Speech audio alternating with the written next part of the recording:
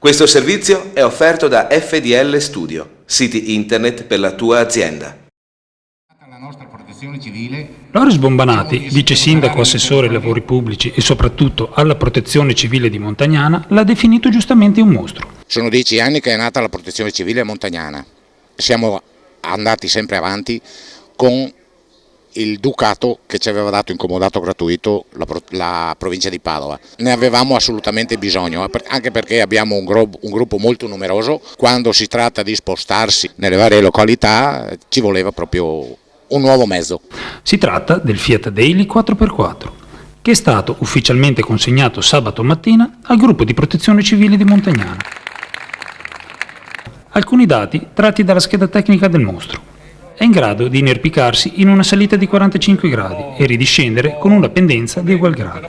È in grado di superare un guado con 660 mm d'acqua e può vantare una sospensione d'escursione massima fino a 195 mm.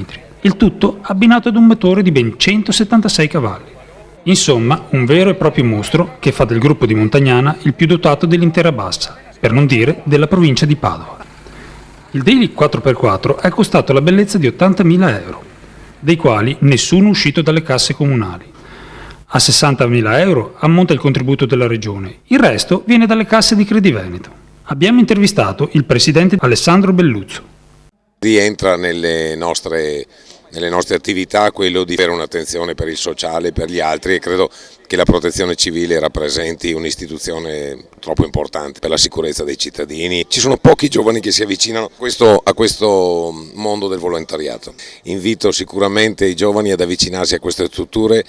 Anche l'assessore regionale Elena Donazzan ha tra l'altro ribadito quello già affermato dal presidente di Crediveneto riguardo all'assenza di giovani nel volontariato. A questo gruppo va un plauso, è sempre stato in grado di muoversi rispondendo subito presente, va dato merito al tutto il sistema della protezione civile, che ricordo essere un sistema nazionale. Il vero problema è che tante volte sono i giovani a non essere generosi.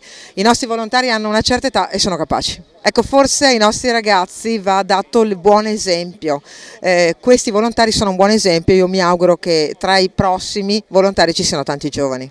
In conclusione abbiamo raccolto le conclusioni del sindaco di Montagnana Giuseppe Mossa. Avere una protezione civile quindi che ci garantisce, che ci dà tranquillità è fondamentale. Con la protezione civile facciamo tutta un'attività di prevenzione, qualificazione professionale della nostra protezione civile deve essere sempre ai primi posti della nostra attenzione. E adesso per il gruppo di protezione civile non ci saranno più scuse.